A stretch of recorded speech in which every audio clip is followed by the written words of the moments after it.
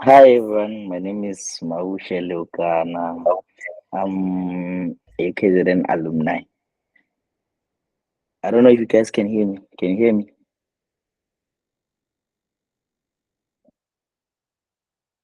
Hello? Hear you talk. Yes, we can hear you. Okay. Okay. Yeah, as I said, I'm Mabushe Leukana, KZN alumni. I'm currently doing my second year internship in Tshilidzini Hospital in Venda, Toyando. I was one of the unlucky people who were randomly allocated to the place that they don't know and they just had to survive. But yeah. Thank you so much, Doug, for honoring our invites and also to be here with us today. To start with our interview, we'd like to know how they placed you at Tshilidzini Hospital and what criteria did you use when you're applying for internship in 2022, I think. What criteria are you using? Um, what things or what considerations were you taking into account? And also, how did you end up in Tshilidzini Hospital? Was it your first choice or was not any of your choices? So the question of how did I end up in Chizini, I don't know. I just assume it's the system as many actually I would say 75 to 80% of the interns in Chilizini did not apply here or didn't even put it in their place or the province Limpopo at some point. So we really can't tell like what happened. I was just one of those people that when I opened my ICSP, I found a hospital that I didn't know even where it is and how. So I can't really say. But engaging with people, I think maybe they look at geographical location. It was just our assumptions, but we don't know. So I applied KZN, Gauteng, and also Mpumalanga. Those are the provinces that I applied to. In KZN, I applied for the common places, Tenga, Transmission, and also Ngwelezane. Mpumalanga, I applied for Temba, and also Gauteng, I applied for Leratong. Yeah, no, Leratong and Steve Pigo. Yeah, I remember very well. Yeah, so what unfolded, I really don't know. But yeah, I think it was just more that moment where you just have to accept because you're not the only one either way. Oh, yeah. Some actually it was maybe because they had Limpopo in their choices. So they just I don't know though to say how it really unfolded. Because it's also happening in concept. Yeah, the But system. it's also explainable to asynchronized interns. So Oh, asynchronized is understandable because of spaces and what. But if you're not asynchronized, we really don't know. So I yeah. really can't provide the reason why was I there in the first place. But Now yeah, we so far now so good. Mm. now we do understand. So, Doc, can you please take us through about the whole environment around Tshilidzini Hospital?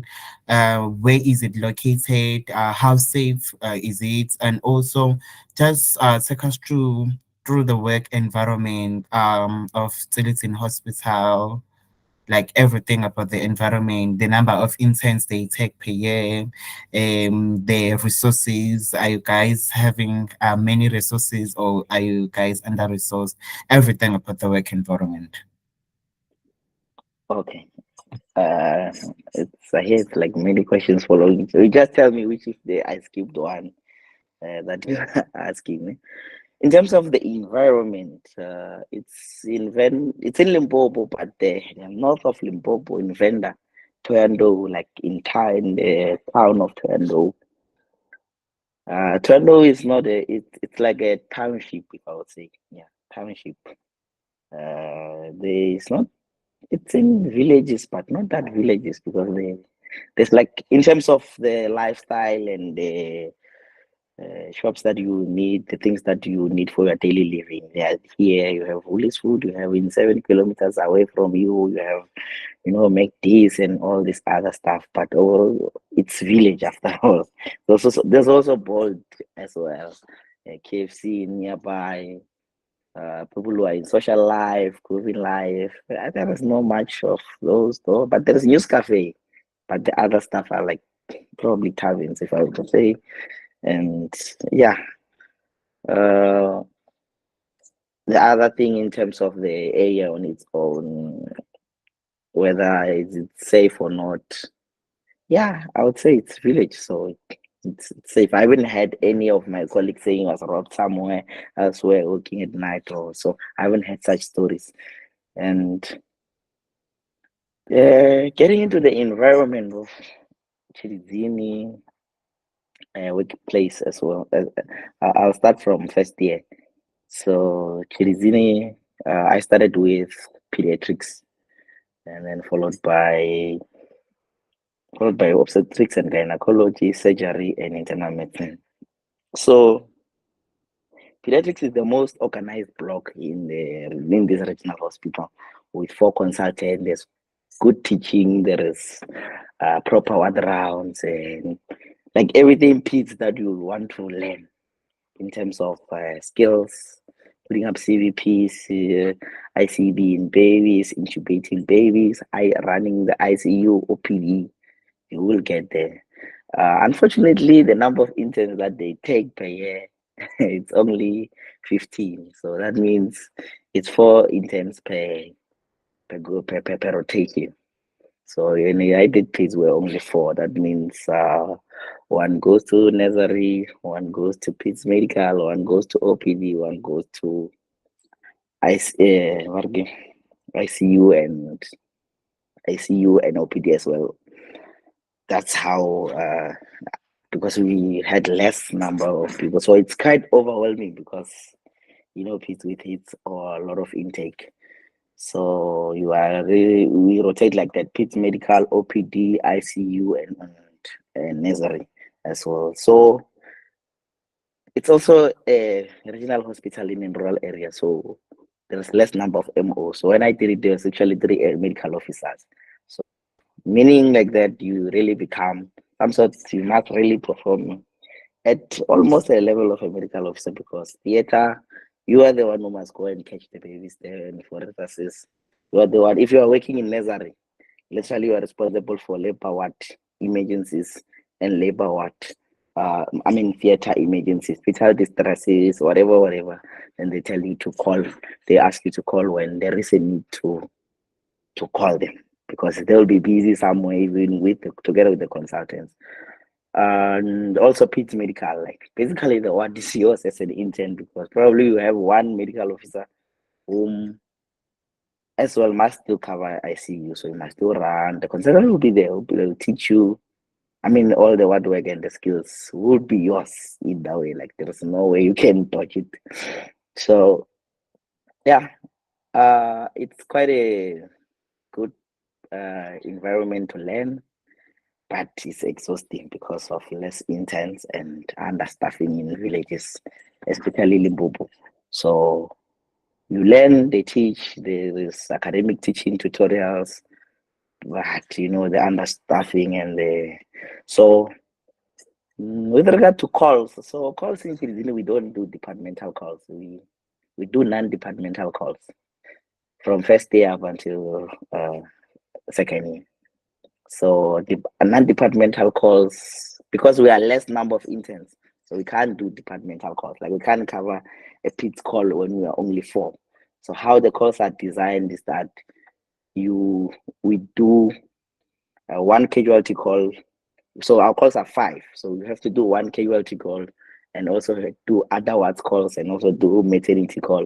And then the other one can be another casualty or they repeat also the other word. So when it means other word, it means you're covering medical, surgical, gynae, like the problems in the ward in general. together with theater if they have a case of bowel obstruction and what. And then there's also an intern for maternity who covers maternity scissors and yeah, and maternity scissors and gynae issues at night. So the interns and also the intern in KUL who's allocated in KUL. So interns who are on call for the night in the weekdays, it's usually three. So it's an intern in other words, it's an intern in KULT, it's an intern in maternity. So whether you're doing peds or you're doing surgery or you're doing whatever block that you're doing, you'll have to do casualty calling that month. You have to do other words calling that month. You have to do. So it's how non-departmental calls are done. Yeah, whether we're coping with it initially, we're not, but you just have to adapt. I'll say you you just learn to, yeah, because they are very very overwhelming, especially if you, like when I started I was doing peds, the next thing I'm calling for maternity, from maternity the next thing I'm calling for other words, you have to assist bowel obstructions, like you just have to be like act as a master of everything, if I were to say, to put it like that.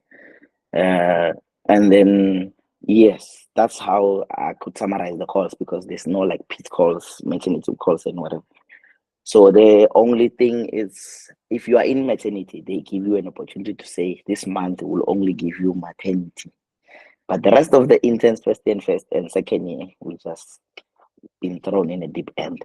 Sometimes, worst part, you're not even having a medical officer for other wards. You're just having a consultant. And so yeah, that's how hectic calls here are really hectic. And from peds, followed by maternity. Maternity was quite good. There is unlimited amount of experience that you will gain in maternity, because we were only four. So, and there is less medical officers. So when I did it, there were only uh, four medical officers who were senior medical officers. The only one went on maternity leave, and they added another concept. So you can imagine, in terms of scissors, theater is allocation. It's you and your medical officer, and the other one will cover maybe ANC. They'll cover labor ward. They'll cover postnatal wards. So, and the rest late. So you will be forced to know how to cut. Like from day one, they'll be saying you need to know how to cut, because we need to know that you can cut to be able to know that our interns can cut in days when it's actually difficult. And when we got here, there was also even times where consultants were just giving interns an opportunity to just cut, intern assisting an intern and they supervise. So in terms of maternity, the number of scissors you can get, it's very, very unlimited. I don't know how many I've cut. There's, I can't count. So, and also you are a first respondent. So unlike in other places, when they first have a preeclampsia, PPH, the intern is the one to respond first. Whether it's during the day or during the call, they'll always call the intern. So as an intern, like if you're four in maternity, in obstetrics and gynecology, one covers gynae, one covers labor ward and ANC, and then postnatal, together with high risk as well. So these interns, you divide the day. So it just only gets challenging when one is on leave and post call, and one now who covers. They always prioritize, if there's someone on leave and post call, they prioritize theater and labor ward. The other places are covered by medical officers. So would I recommend someone who want to do obstetrics in future to come to Tshilidzini? The answer is no. Here you will only learn the skills to become a good medical officer and a good comserve, to be independent. But the academic side of it, there is no time, because there's less interns, less MO. So we just do what works, if I were to put it like that. Like we just do what is, because it works. So, and yeah, that's an overall summary of maternity. And also, you know that when you're in maternity, you're also responsible to admit, like if like, because we have intern for the hour for what, if they have Meconium stand like baby who's not distressing and everything. They would call you even if it's not a maternity case. So literally the whole night you covering labor ward for its respiratory distress and the mothers as well. So even those normal deliveries where maybe the baby just have a minor issue, they will call you there. And then yeah, it's very, very hectic in maternity. I don't wanna lie. It's very challenging, but you learn many skills. You learn to manage so many conditions that yeah, you wouldn't have thought you could come out alive, but we came out alive. So the other rotation was general surgery. General surgery also for interns cover ped surgery, uh, female surgery, and male surgical as well, and also theater. So one intern, one. So on the days where there's no slate, then the other intern assists the the other wards, and we also go to OPD together, both medical officers and the consultant. It's quite a good teaching environment in internal medicine, in general surgery. You get to do everything. Like the consultants, they teach you. Actually, they want you to do what their medical officers can do. Like simple as things like minor laparotomies for appendix and those like removal of lipomas, those cases, they give people to say now this is time, this one is done by intern. They allocate cases per slate to say if a slate has 5 cases, this is for intern, this is for commissary, this is for. So it's a quite good environment to learn surgery and its basics. So it to a point whereby even ICD to them is not what they should teach you. Like you should just even know it. Like ICD, CVPs, suprapubic catheters, lipoma removal, and all those surgical conditions. They really, really teach there. So what work per se, you don't have to do what work because in rural hospital regionals, what work is done by sisters, bloods, and what. Because we don't have time, like to say, like we must remove ICDs, we must. So those minor basic things, removal of catheters, they're done by the sisters. So you get quite a number of skills, and also the teaching is good as well. There is tutorials, there is daily morning meetings as well. So for academic, like it's very academic, and also they give you a chance to cut real cases per se. And they also check if whether you're interested or not. But most of the time, even if you're on call, they might just call you to say, if you're interested, come, we're doing this and do, then you can come. Like BKA sometimes when you're in surgery, even if you're not on call, they just call you to say, hey, we are going for this case. Don't you want to take it up? Like that's how the consultant that side is. But there's only 2 medical officers. So the amount of workload with that it's a problem. Like 2 medical officers and three to put like that, three medical officers and the concepts so 4. So and then the interns are 4. So it's quite challenging for a regional hospital because they are getting referrals. And then medicine also it was very, very academic as well. Like uh any procedure you can think about internal medicine, you get to do it. Bone marrows and CVPs and what. So the consultant believe that there is no intern that they teach that they shouldn't know a procedure, that the memos and the them that they know that the whole team must know what everyone knows. And there was daily ward teachings. There is also meetings as well. Internal medicine also has assessments. So you write the pre-entry test and you write the middle one and then you write also the exit exam. Yeah, that's the rotation where you could pass or fail because of those kind of assessments and whether you can do this. Like it's very, very, very academic.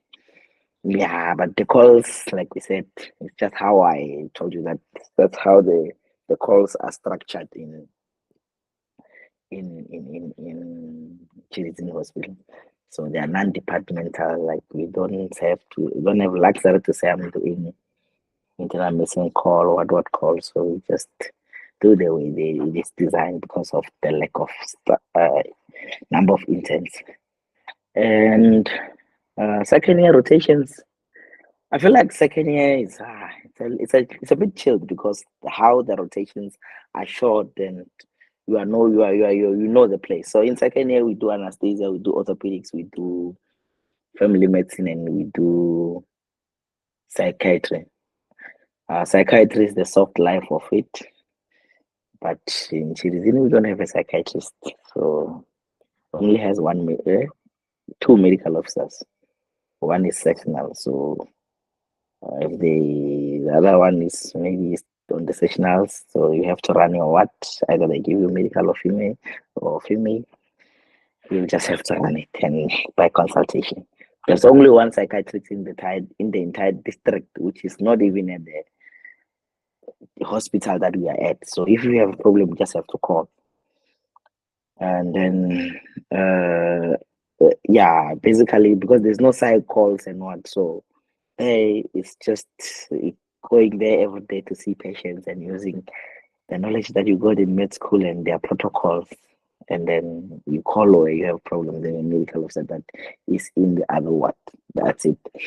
And then in ortho, when I did it, there was no consultant, so literally we didn't have much academic teaching of orthopedics. But now there's a consultant, the guys get to do that get to have teachings, but also you get a very adequate time of going to theater because we are only four, like, and then the medical officer are three, so you have to assist in those females. You have to assist in all the operations actually, and then the other people must run the ward. The other ones must run the orthopedics clinic as well.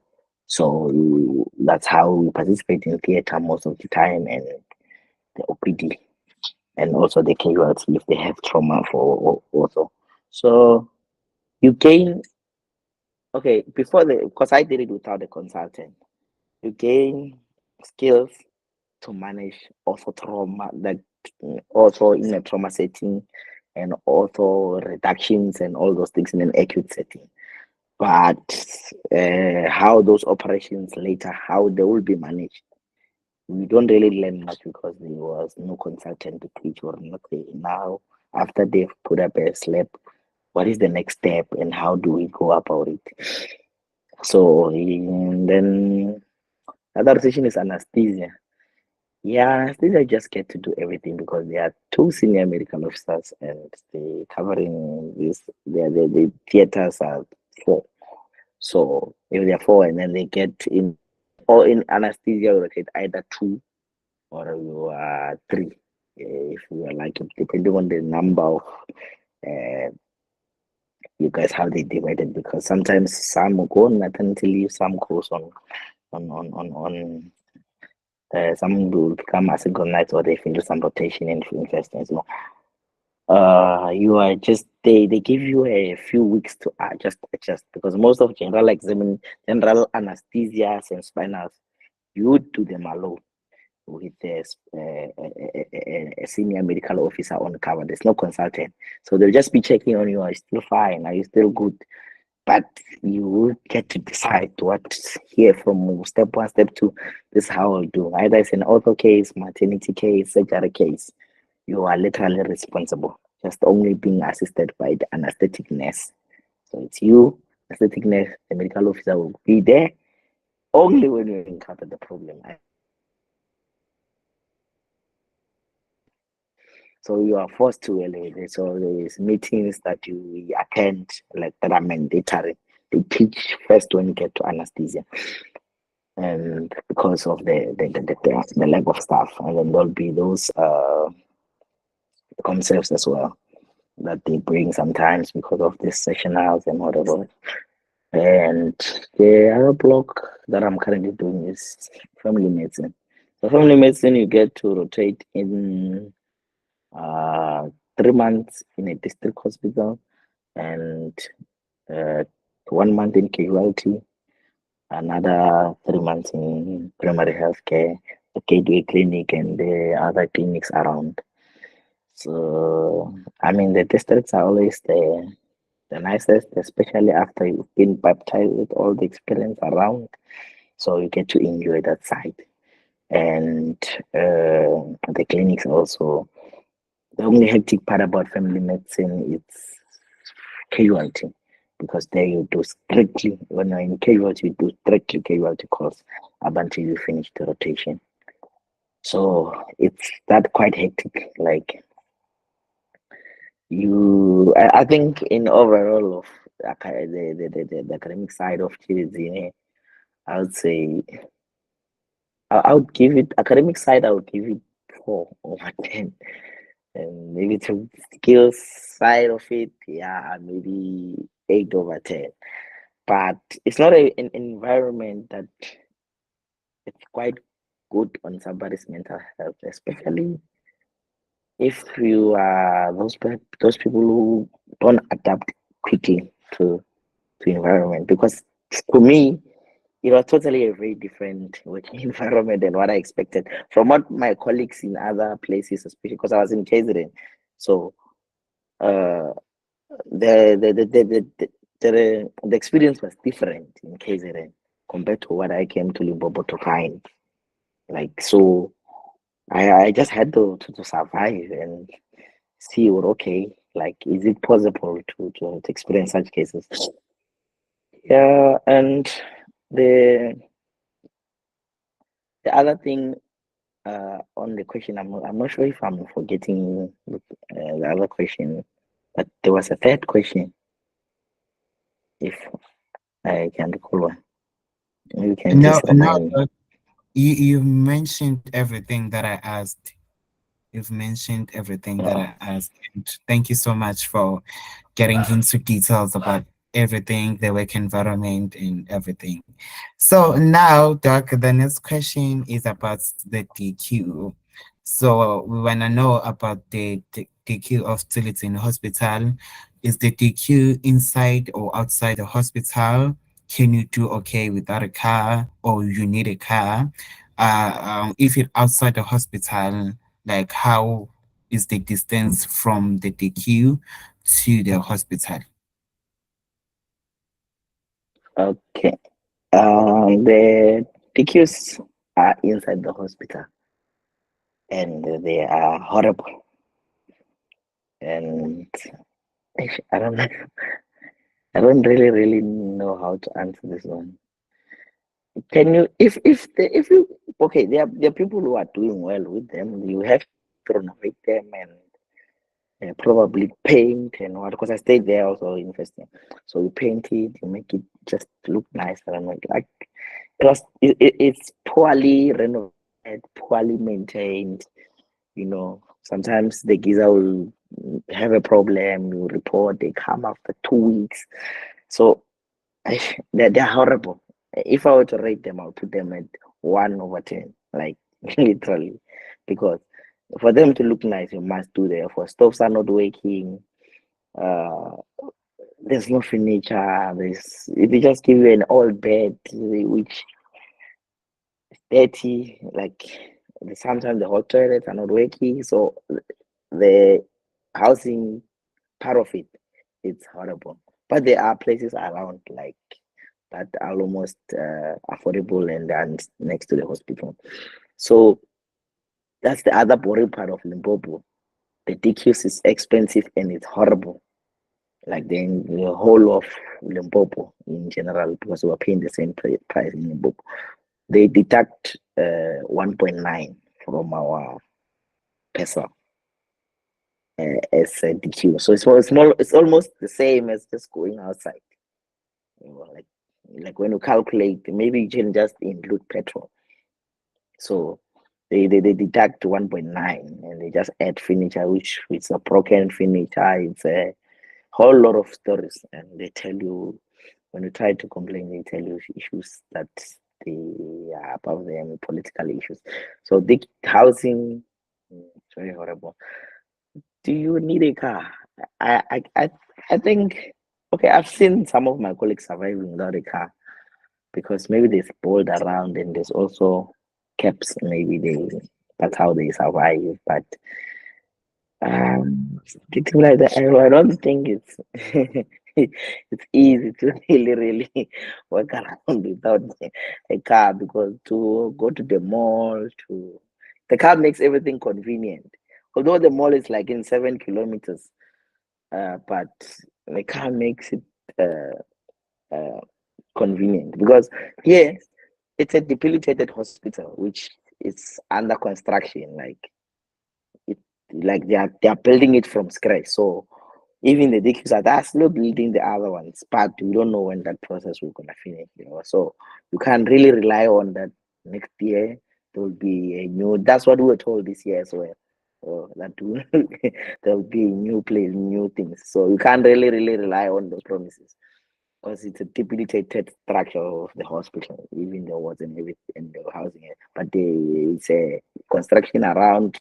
They are trying. So but you can't rely on that. So the car makes everything convenient to get accessible to those things because also when we do clinics and what just makes everything convenient because the hospital transport, if they were to take you to that clinic, they will come back at 4 even if you finish at 12. So it just makes everything convenient. Whether you can do it or not, I think it's just personal reasons. Maybe some people can, but I mean I couldn't. So yeah, I've seen people doing it without that, but I couldn't. So also the other thing is that okay? Are they? Can you do without a car? How expensive they are? And many people actually stay outside, opt to stay outside because the accommodations around are too. It's like it's a village, like 1 point something. We might turn into 29,000, but sorry, 2.9, 2,000. So that's how they did it. They calculate that like in case instead of them taking a 2,000 naira, they just uh, go outside. I don't Oh, know if I okay. heard something like No. So, Doc, we want to know that in this 1.9 that you guys are paying for the DQ, is it inclusive of water and electricity, or you have to pay for water and electricity on the side, or is it that. inclusive in No, this? we don't pay water and electricity. It's inclusive. Oh, okay. Water and lights are. Okay. So, Doc, I think this is the most important part that my fellow colleagues want to know about the salary. So we want to know that how much do you guys get paid at Tshilidzini Hospital? Is it Mm. inclusive of uh, rural allowance or there's no rural allowance?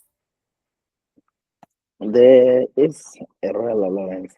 So the salary differs like month to month. I don't know why, but sometimes you get 53,000, sometimes you get 52.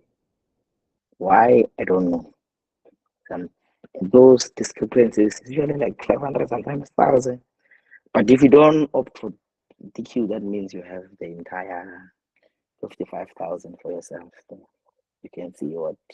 So that is including 53, is including the doctor's quotas. So if you opt out, you're going to get 55.4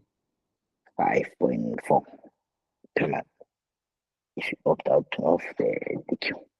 So there is rural allowance because I don't know if you were not getting rural allowance. I don't know how much. I can't really. I just know that it's 22% of our something something. That's how it's written there. But yeah, it's quite something. So it just depends whether is it worth that stress or not. I don't know. That one is a personal reason that someone has to look up on. And oh, sorry. Okay, Doc. So we want to know about like the overall quality of life at Tshilidzini Hospital. How can you rate it, if I can say, maybe from a scale of 0 to 10, how can you say about the quality of life in Tshilidzini Hospital?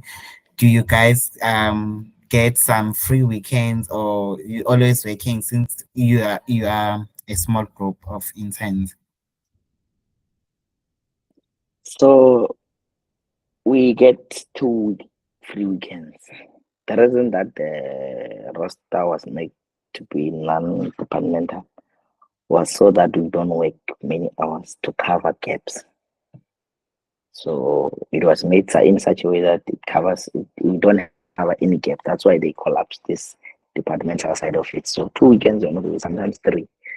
Uh, the quality of life, the regional hospital, which is very, very stressful because there's lack of resources. It's a hospital with a debilitated structure.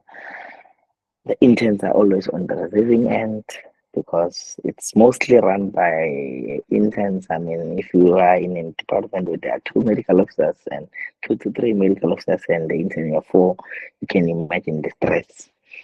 So also casualty is you and the medical officer the whole night. There is no pre-call or what you can post-call. You must go and wake up until one. Like some departments, they actually even say there is no post-call because of the shortage of the staff. So it's a bit challenging when it comes to the quality of life.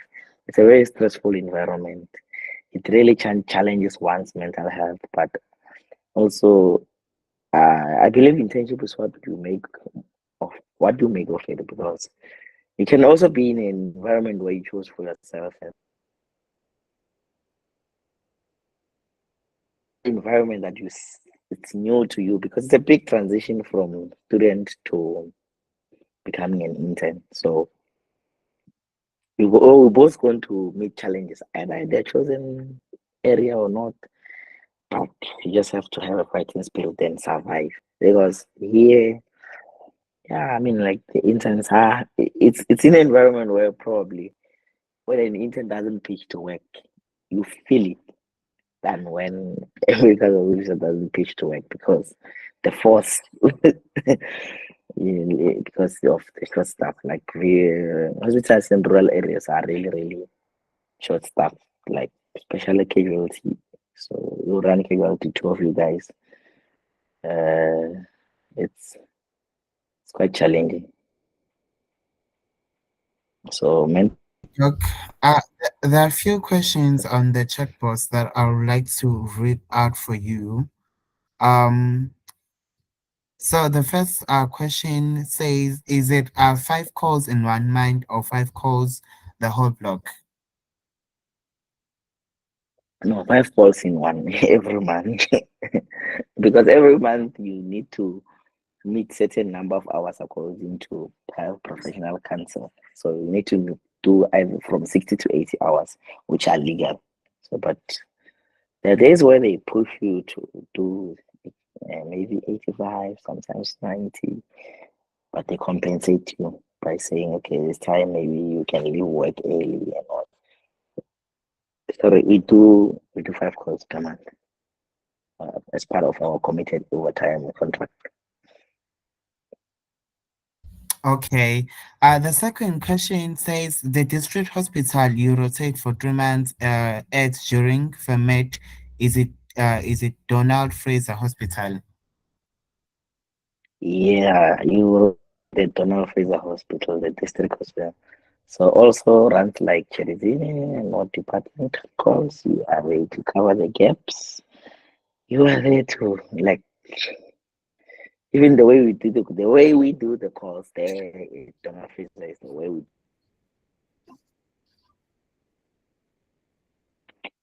Okay, that side pattern is actually you're just dumped in one place, and then sometimes you are in casualty alone, sometimes you are with a medical officer, depending on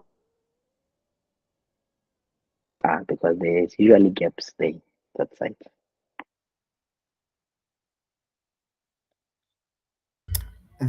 Another question says, do you share DQs, the DQs? Yeah, we share, but because they are initially they'll put you with a person to share. It's like I don't know if it's like a how can I put it? It's a house, those old apartheid houses. Like if I maybe it's a 8 room, or but we're only two inside. Big, but we're only two inside. Or maybe it's a 5 room, you're only two inside. We only share the kitchen and the lounge. The lounges are big. Like the structures are just so big for no reason. But they are the way they explain is that they were designed during the apartheid regime where doctors would come with their families and whatever. So from that time they were never changed.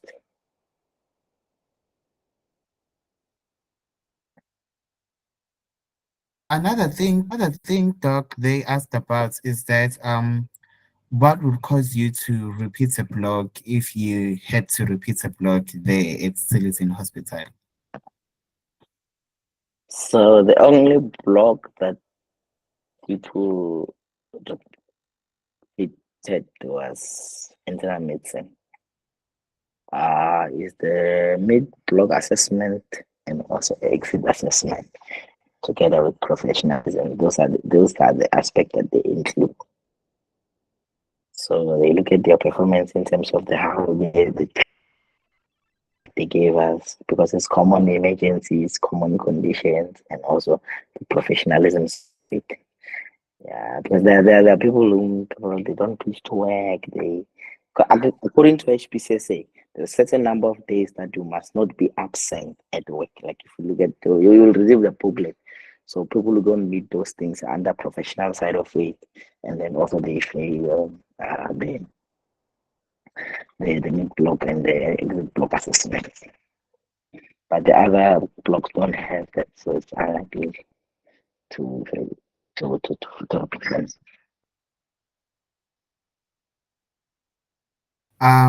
Okay. Someone also says, please comment on recreation. So I think they're asking if there are animals around, any gyms around for people who wanna work out and stuff. Uh, there is a gym that's in 15 kilometers away from yeah, let me just say 10 to 15 kilometers away from here, just right in town. And I mean, it's in a village, so you can't put it at the uh, level of reaching active. So for a village, it's adequate. And in terms of places to visit around, there isn't much in Toronto, but I mean, you can try Polokwane, but which is like 1 hour 30 minutes away from here. But it's also less away, which is 60 kilometers from here. Then there you can explore different uh, places. But in Toronto, nah, there isn't much to do in Toronto, and also yeah, maybe people can do Kruger National Parks and all these other things, but there isn't much. Like just to comment, if I were to try to say there are things that you can do, it's a village. Okay, Doc.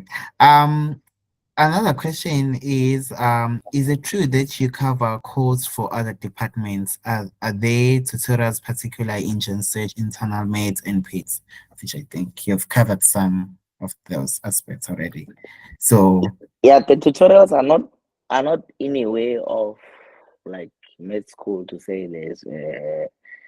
It's it's during the morning meetings, so we cover different topics, especially the ones that are presented during the call. I mean, the ones that the call people have seen.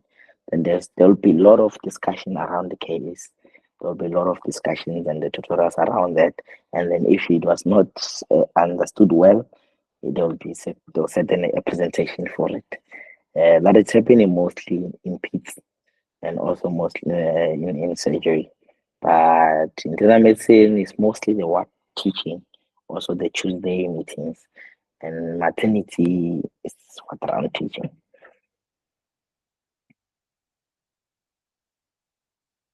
Um, okay, Doc, I think we've covered most of the things that we wanted to know about Tshilidzini Hospital. So if someone wanted to contact with you and get some more information, how can they get to you? Do you have any social media account, maybe Facebook, Instagram? How can they find Mm. you to get more information?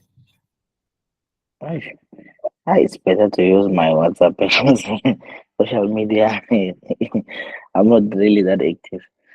Uh, yeah, you can share my number with them. Okay. Mm. Okay. So once again, Doc, we want to thank you for honoring our invite as in the Internship SA to come and have this talk with us. We really appreciate you. Thank you so much. Also, we are going to share this video on YouTube. So if people didn't hear some parts that you covered, they can find it from the YouTube. Thank you so much, Doc. I think I saw a video, a comment of someone from Venda say there are a lot of other places there. Maybe because I'm not from that side. Yeah, they're from that side, so they know they know what you Yeah, don't nah. know. For for me. All right. Thank you very Thank much. thank you, Doug. Thank you so much. Thank you. Bye.